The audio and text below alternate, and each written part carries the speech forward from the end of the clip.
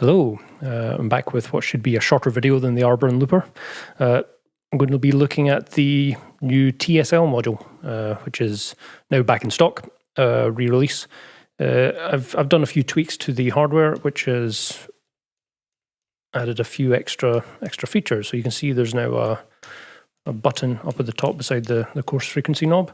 This is an LFO button, so much like on the top voice of the CSL, pressing the button will drop it straight into LFO ranges, which it could do before, but you had to throw a negative voltage to the volt per octave. So just a little bit more convenient. And the toggle switch here for the square wave output is now a 3-position switch. So in the rightmost position, we now have the original fundamental square wave frequency, as well as sub 1 and sub 2. So let's hear how it sounds.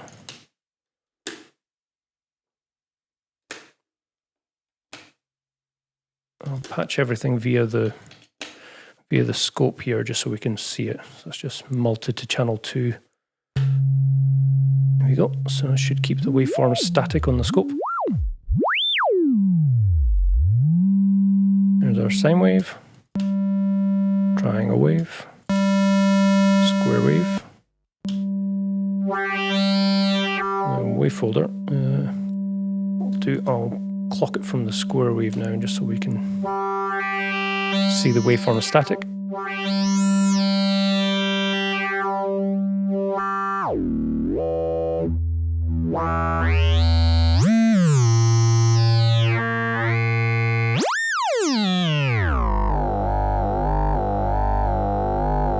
Wavefolder output, and the last voice, which is the pulse width modulation voice, which uses primarily the same sort of step triangle wave that's in the lower voice of the CSL, but on the TSL this crossfades to the same upper and lower pulse width peaks summed with an inverted triangle wave, so you get this interesting multi-ramp waveform.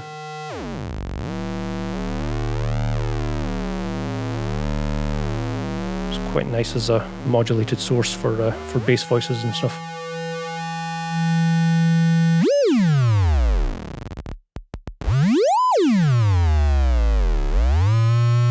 Cool. Okay, let's make something a bit more musical to hear in a bit better context. I'm going to quantize this random CV from the sample and hold, and just get something a bit more melodic.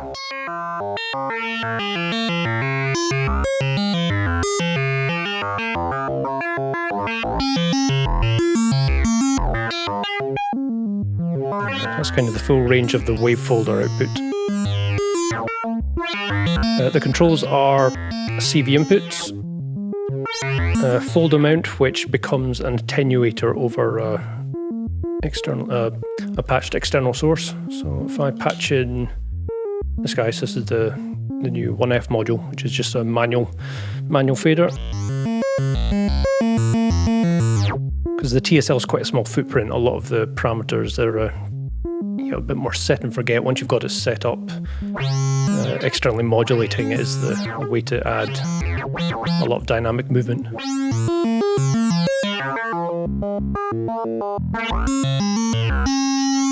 So you can see in here the symmetry. It's quite different from that of the wavefolders in the CSL and the ATHRU.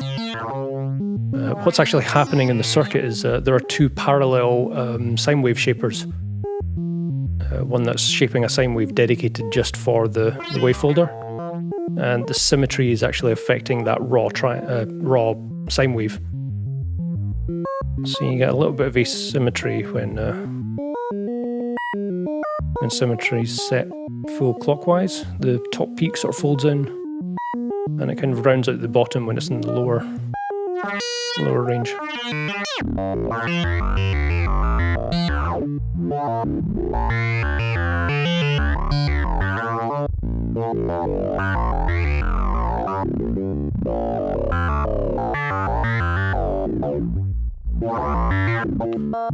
Let's jump over to the pulse width voice.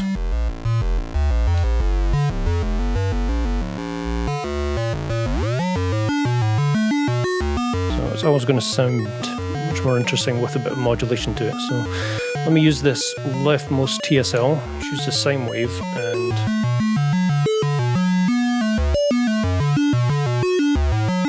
use that as our modulator.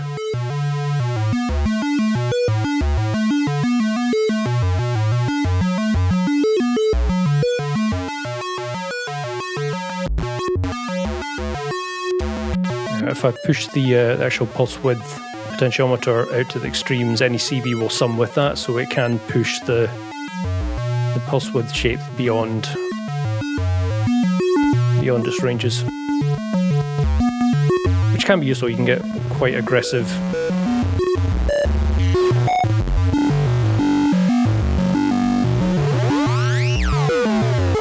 effects from that.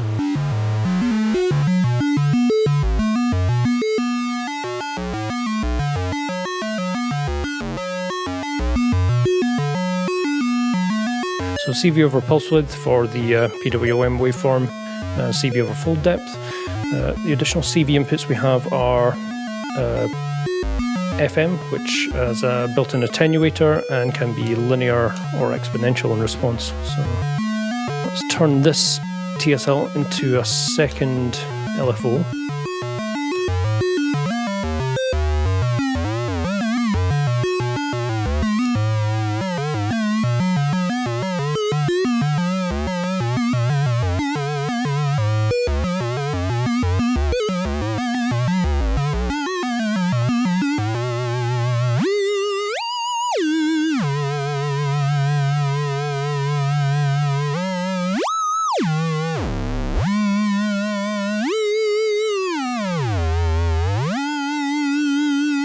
Change back to listening to the sine wave.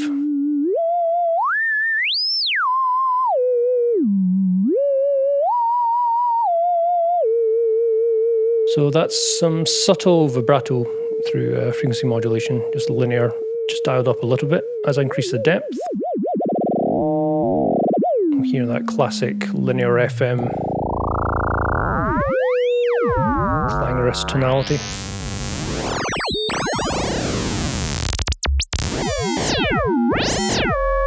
And of course, changing it to exponential, you get a much more aggressive range.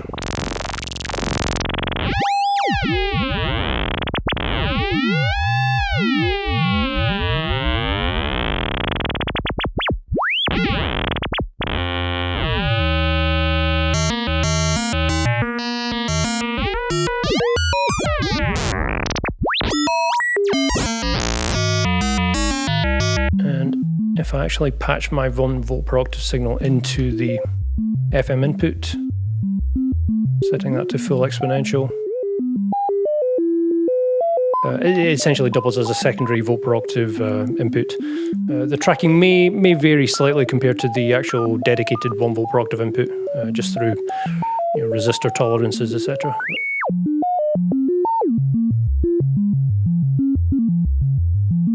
Okay, let's experiment a bit with some more interesting modulation shapes and patterns. I'll change back to the...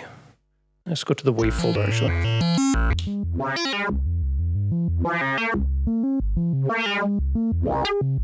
So here we've got the audio TSL, which we're monitoring from the wavefolder output, and then this TSL acting as a sine wave LFO, modulating the wavefold depth. Well, what you can hear, it's unipolar positive CV is what it's looking for. Anything 0 and below is being ignored. So it means that we're essentially halfway rectifying our LFO signal. There's many ways to get around that. What I can actually do here with the 1F, if I patch my input signal into input 2, input 1 has its own DC normal connected to it, so I'm now blending my LFO with a DC offset.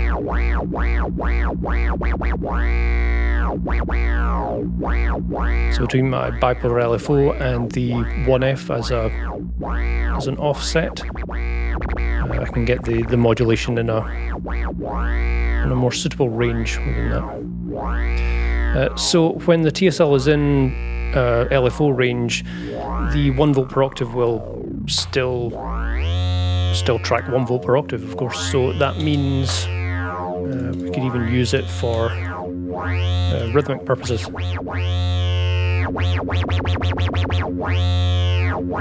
I'm just using the harmony to jump up in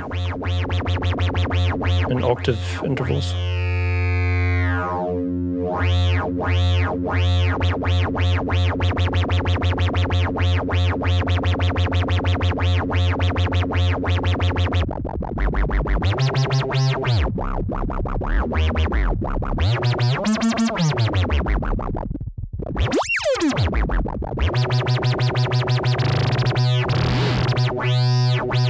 Okay, let's try some different modulating waveforms. The stepped triangle PWM gives some of the more interesting modulation patterns. So this is, I'll keep these central and it's set to the full step triangle waveform.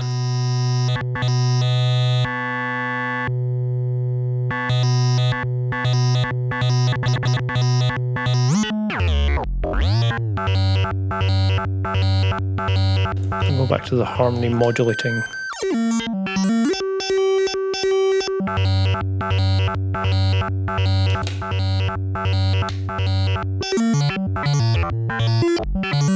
Let's go a step further. Let's use the LFO to actually clock the sample and hold.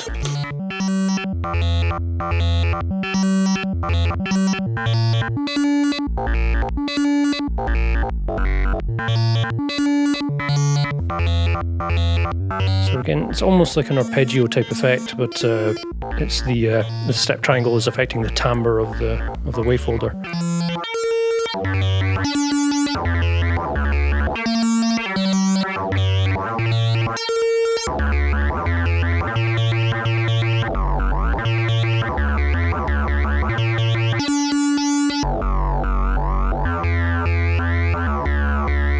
So that's me morphed it over to the split ramps waveform.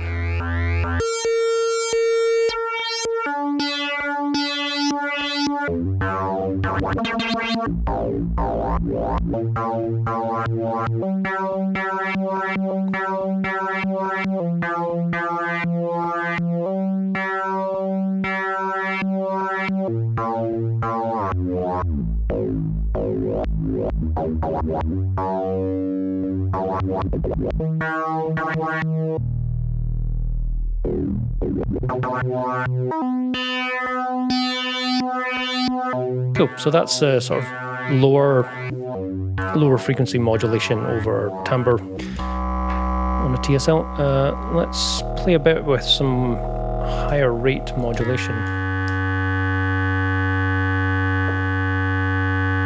I'm going to bypass the 1F here and just use audio rate sine waves into the wavefold depth.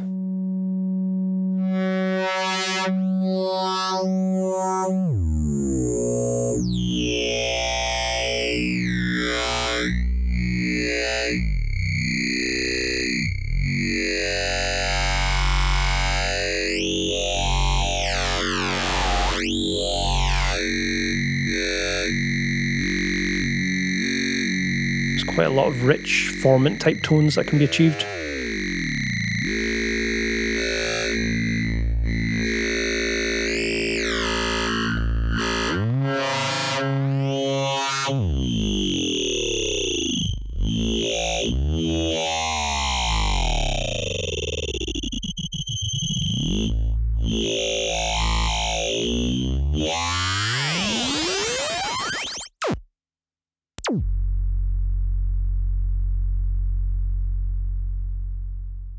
Especially in this system, I can't get away with not demonstrating a full harmony patched voice to create a chord from multiple TSLs. So I'm going to use these three here to produce a root, third, and fifth to create a triad, and then generate a chord progression from the harmony. And then I'll have two TSLs left that I can use as modulation sources. So let's patch up the volt per octave. I'll start by just mixing some basic waveforms through the Leon, and then we can try combining different waveforms, adding sub for the root and stuff like that. So let's start with the unfolded wavefolder voices.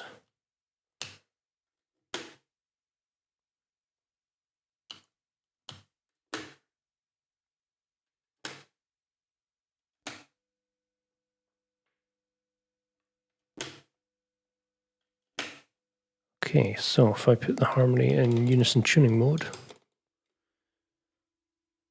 stick a pin here, now hearing what we are fundamental, mix in what will be the third.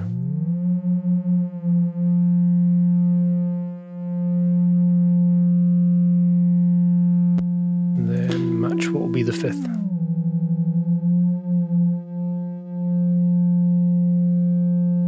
There we go. Okay, so now I exit tuning mode.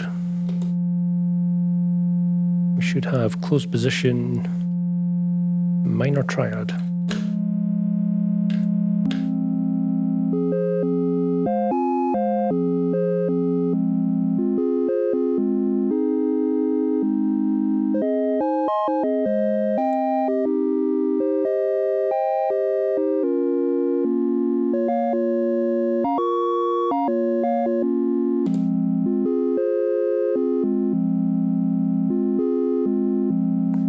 Okay, let's find some more interesting timbres.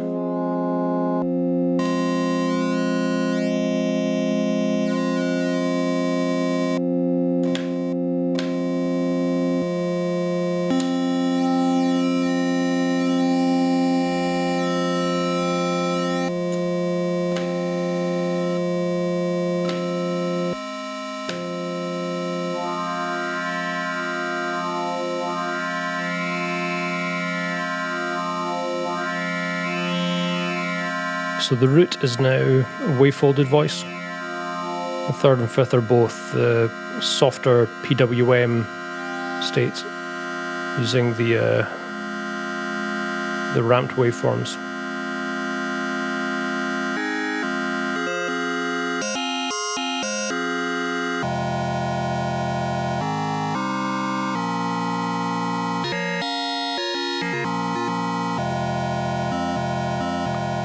Let's create some modulation. I'm going to use the sine wave through the 1F to give me a modulation sine wave.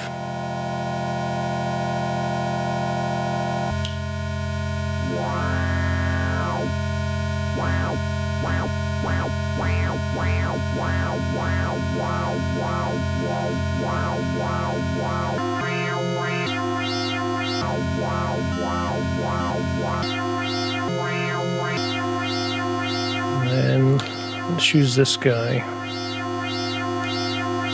Alpha gain. I'm going to mult this signal and modulate the PWM of my third and fifth.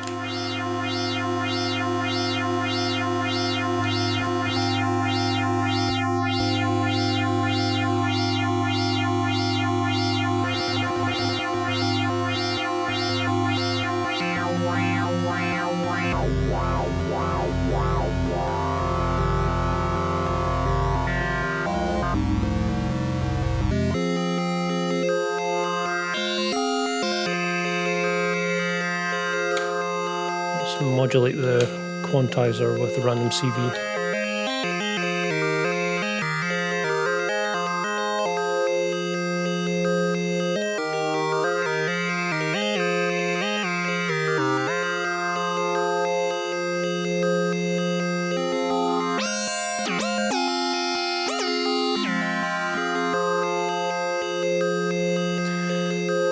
Still sounding a bit thin to me, so I think I'm going to start adding in some sub.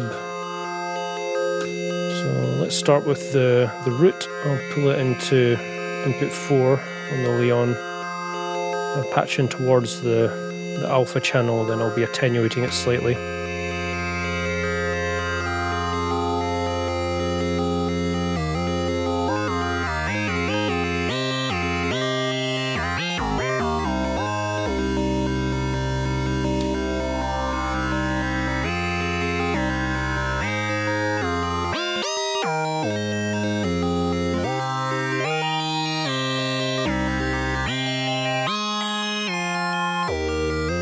Add subs from the additional voices.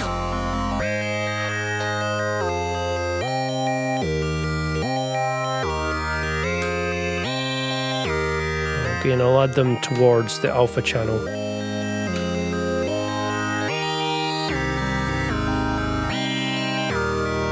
So that's now a sub-octave square on the 3rd and a 2 sub-octave on the 5th.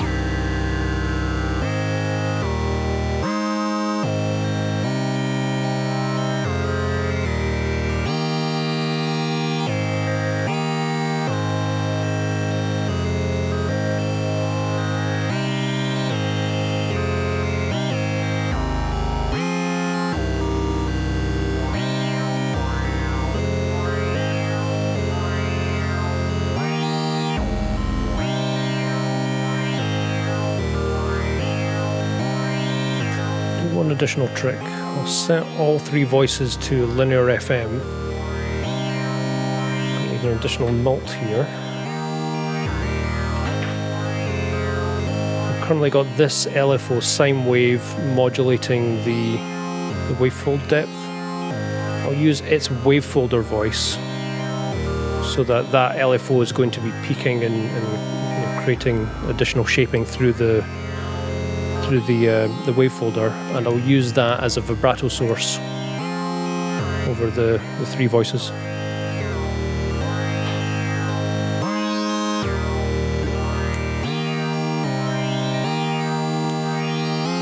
Send it to root.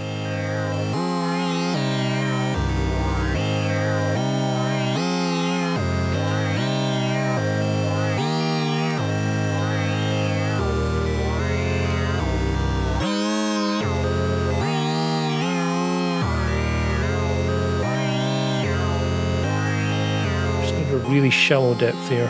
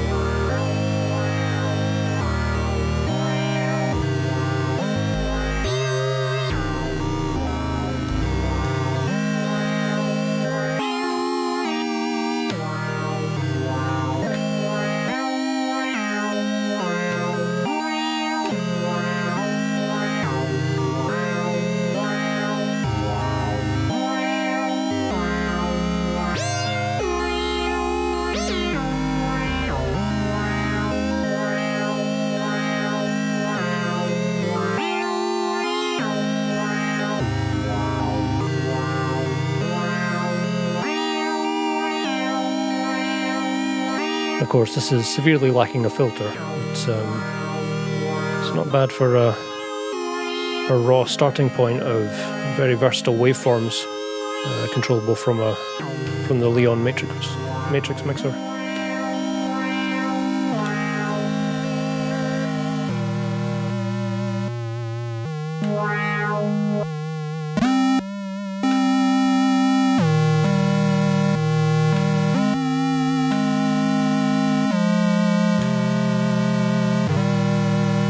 that's just the sub square wave outputs summed together.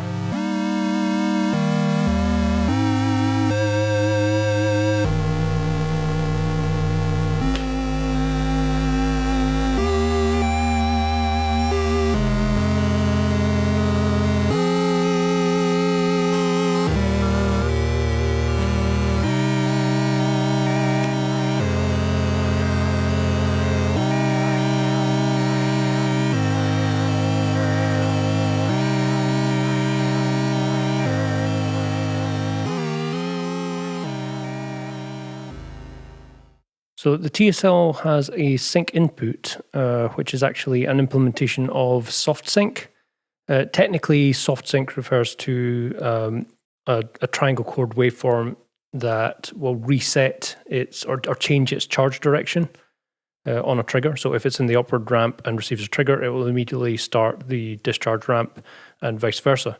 The TSL, it's a bit of a looser implementation circuit-wise, because there's not like a direct flip-flop for charge direction in the triangle core. It will influence it and will force a change of direction when it's within a certain threshold. So it's kind of a soft sync. If we listen to that directly, if I soft sync this one from here, a square wave at a higher frequency. Oops. You can hear that frequency quantization.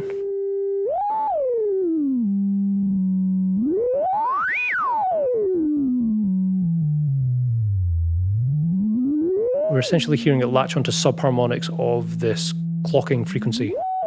So it's an outline of the harmonic overtone series. So what I'm going to demonstrate here is, because I've got 5 TSLs, I'm going to tune them to the first 5 harmonics of the overtone series and try and create some sort of pseudo additive synthesis model using all analog oscillators. I'll use the harmony as my volt per octave source, so they'll all need to track volt per octave in parallel, and then I'm going to be mixing all the sine waves in the Leon, so I can use the pin matrix to define the amplitude of the individual overtones. So let's fire in. I'll set this up so I've just got each of the sine waves into inputs 1 through 5.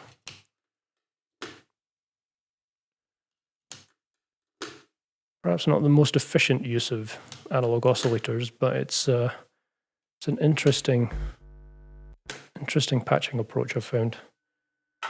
What I'll do, I'll use the square wave from the first oscillator, so the fundamental, as a clock source for the oscilloscope. So if I put a pin in here, we should have our fundamental sine wave. So let's keep that as our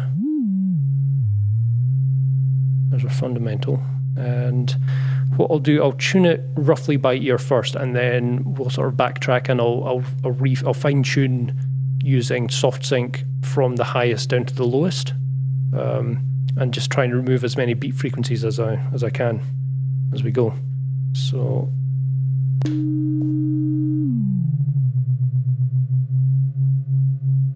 there's an octave, so we need first overtone. We have a perfect fifth above that.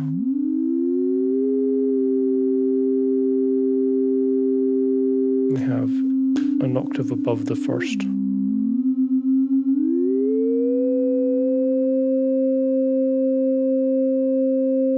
And above that is roughly a major third.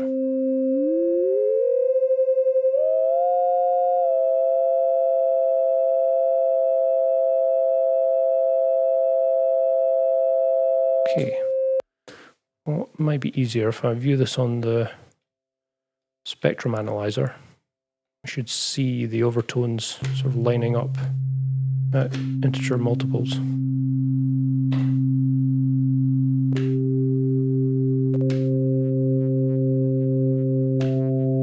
we go. If we kept going, we'd end up with a sawtooth wave. Okay, so we're hearing some beating because these are just 5 rerunning oscillators that are not phase synced. So we need to force an element of phase syncing to them. So what I'll do, I'm going to kill all but the upper 2. Actually, let's skip that one because it's the least harmonic interval between the 2. Here we have a perfect fifth between the 3rd and 4th harmonic. So I'm going to use the square wave from the upper one to go into the soft sync of the lower one.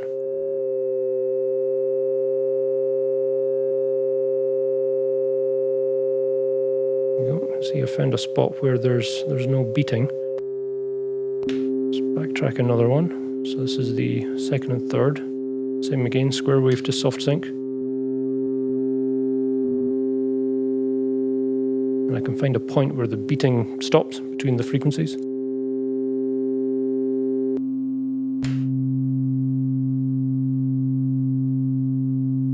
These are fundamental.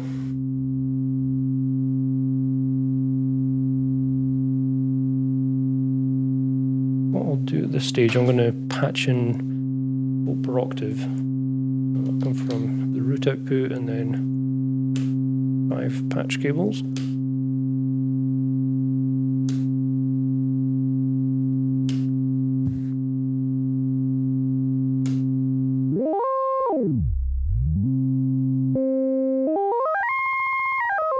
You see, as I go up to the higher register, we start to get some misalignment. So that's just fine-tuning the unison, or the octave between those 2 oscillators. Sounding good.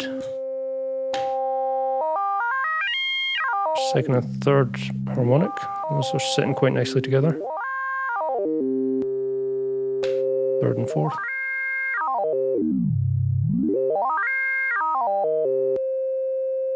4th and 5th. This will be the hardest one to tune because it's not so harmonically related in terms of the frequency distance between it and its previous overtone.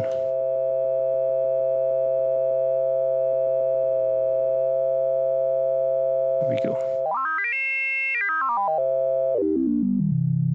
It's most likely going to be the weakest link as we mix them all together.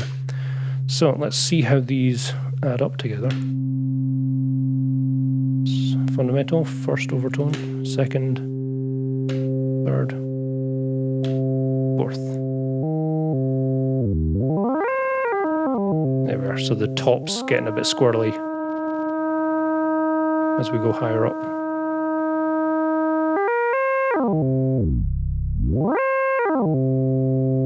Let's add some random CV to the quantizer.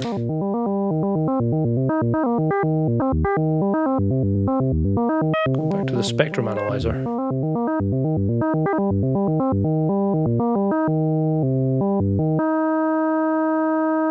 You can see the harmonic spacings remaining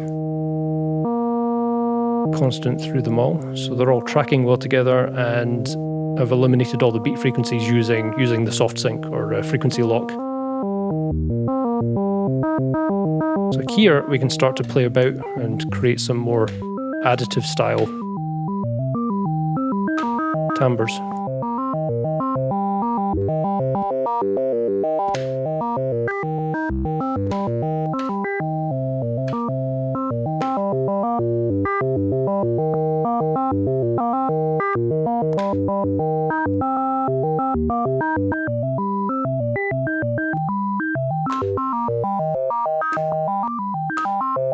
You can see as I'm putting the pins in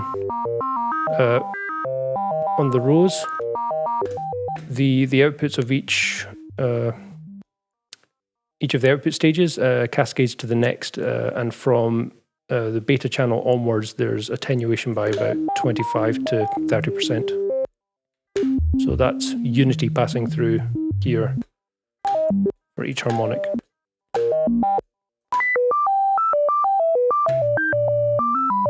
I've got different levels of amplitude depending on which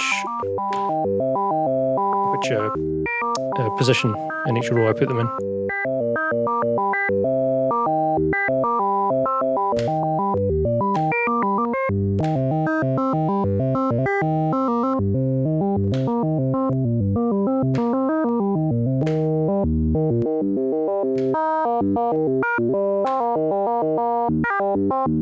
Now, I've not tried this with, I think I've gone to 6 TSLs, so up to the 5th overtone, the 6th harmonic, but with a bit of patience and lots of fine-tuning, you could potentially build quite a powerful additive synthesizer using all analog voices.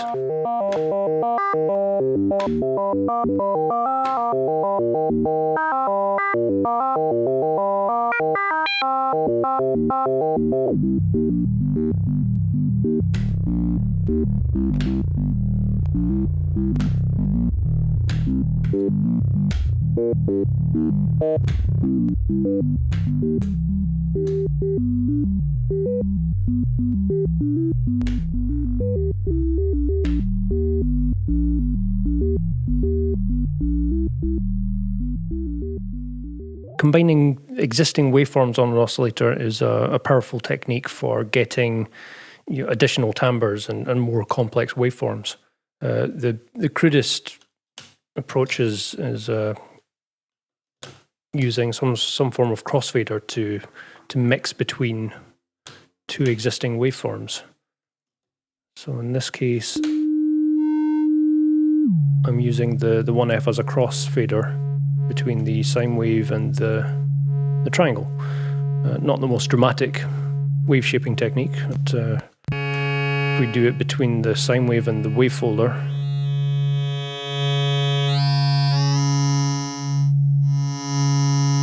or even the wavefolder and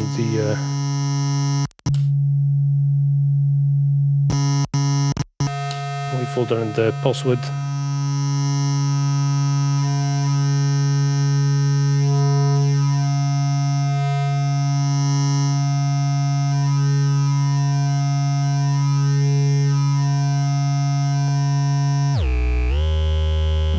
produce something a bit more melodic for these examples.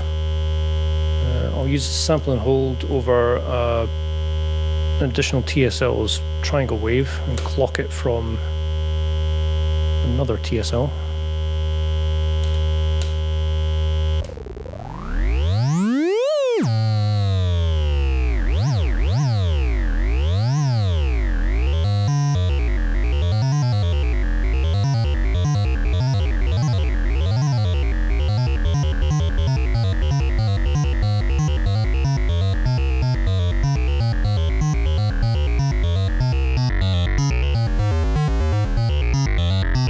Something a bit more interesting than just sample and hold white noise.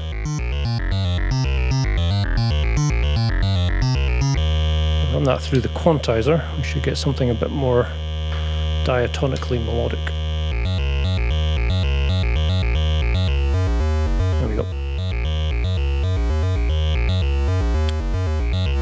So crossfading, you can get softer sweeps between waveforms, but if you need more static waveforms, then waveform splicing is a really useful method. To do that, I'm going to use the Tine module here, which is a momentary or latching analog switch, which is 1 to 2 or 2 to 1.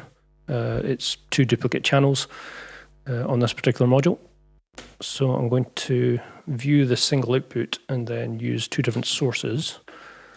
Let's go with the sine wave on one and the PWM on the other.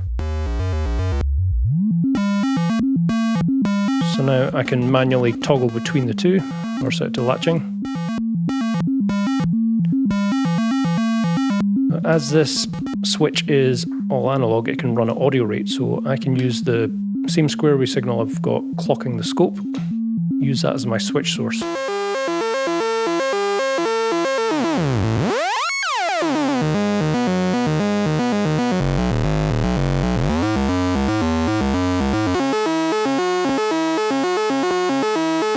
See if I even blend the triangle and the pulse width, every half cycle. So in the the positive duration of the square, I've got the triangle wave. So I've got the upward ramp, and then on the downward ramp, I've got the other source going to the switch, which is the pulse width shape. So I've got some sort of bizarre looking sawtooth wave where one is a smooth ramp, the other one's a three-stepped sort of square. That in itself, it might be a more interesting starting waveform than a traditional sawtooth wave. So now if I play with the sub options, which is the control source for the switch rate, going to sub, I've now got twice the duration per waveform splice.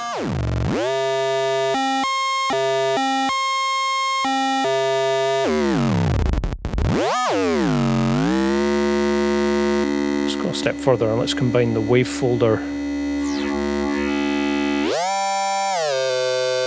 with the PWM.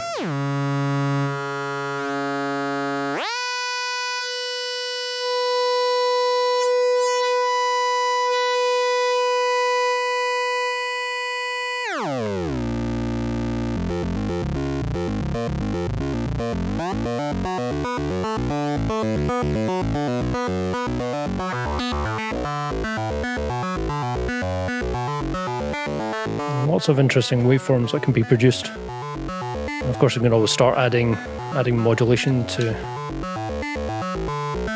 more of them.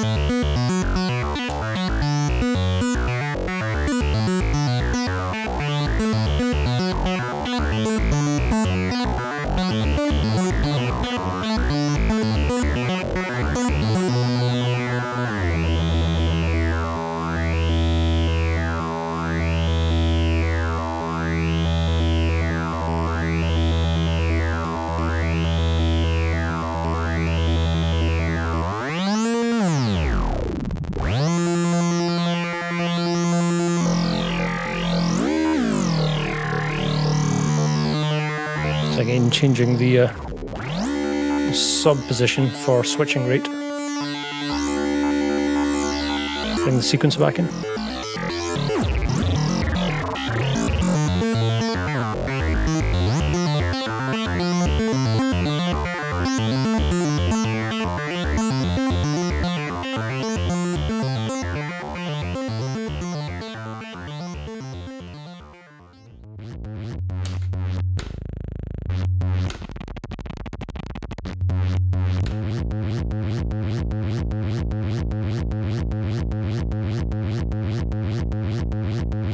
So in this patch I have two TSLs.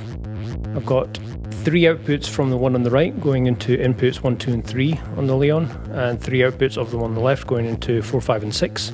I believe it is sine wave, wavefolder and square wave. That are the outputs from this one, and then sine wave, wavefolder and PWM from the one on the left. The input destinations, I've got my main output, which is coming from the channel gamma on the output, and then alpha, beta, delta, epsilon, and zeta are going to various inputs. So there's the exponential FM of each TSL, as well as PWM, wavefold depth, and FM on the other.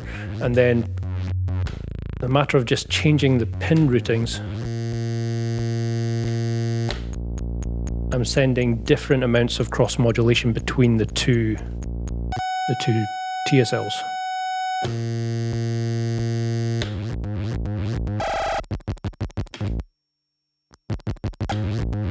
As you can see, I've got one of them set in LFO range, the other one's in audio.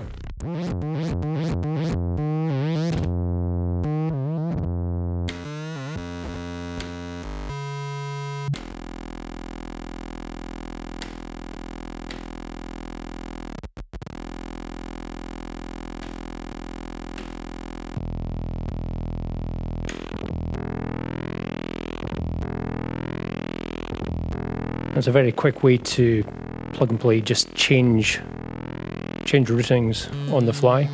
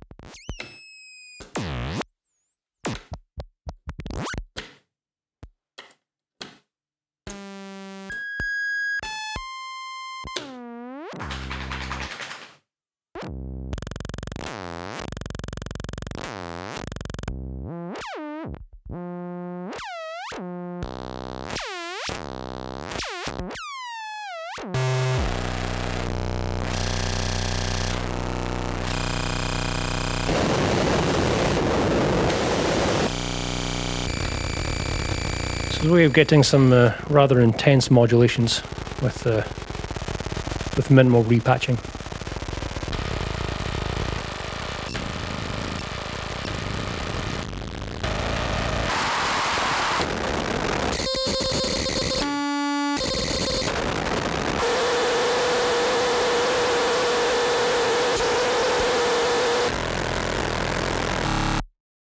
For a final patch, let's go with something a bit more tonal.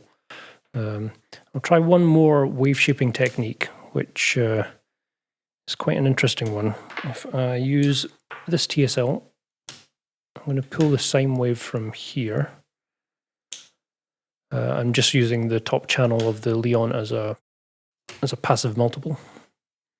And I'm going to send the same sine wave signal into both inputs on the top channel of the Vinca, which is a 4-quadrant multiplier, so it's a ring modulator essentially. If I monitor the output here,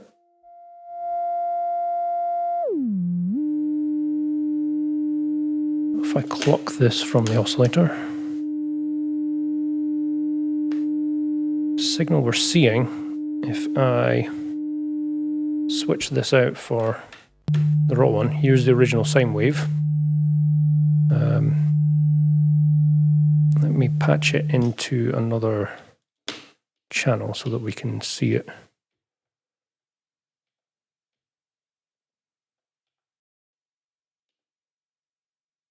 There we go. And we're actually going to be listening to the signal. So you can see by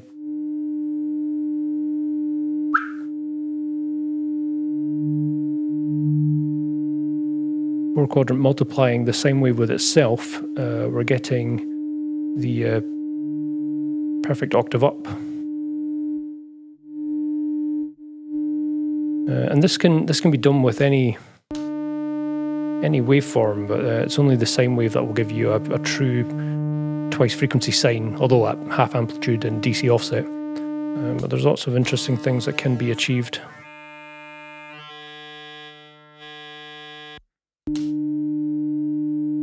I'll use that as one voice option that could then be used to mix in with other signals. So if we go with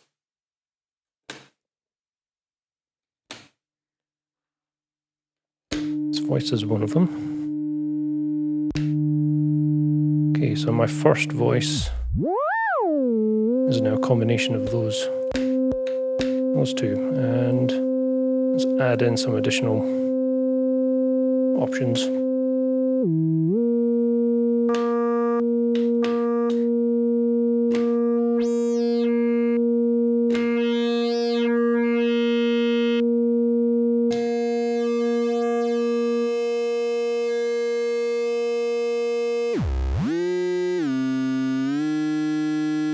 Yeah, that's interesting.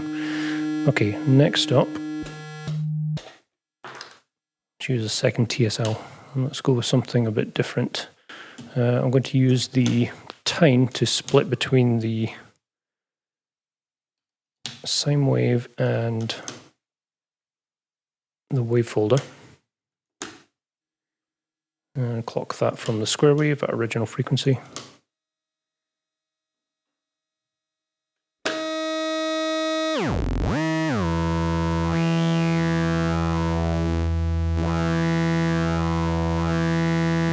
That's cool. So let's add some voices back in.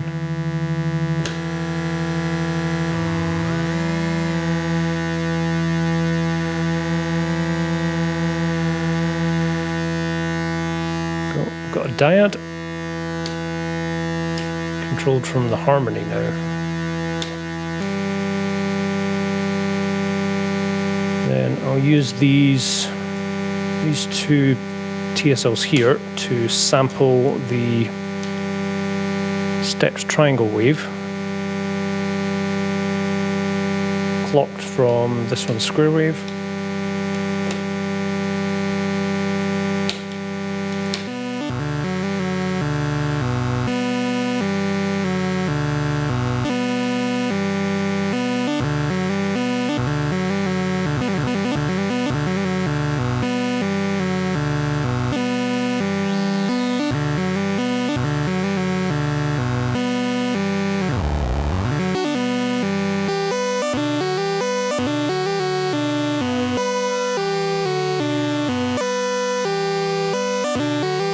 Some modulation sources.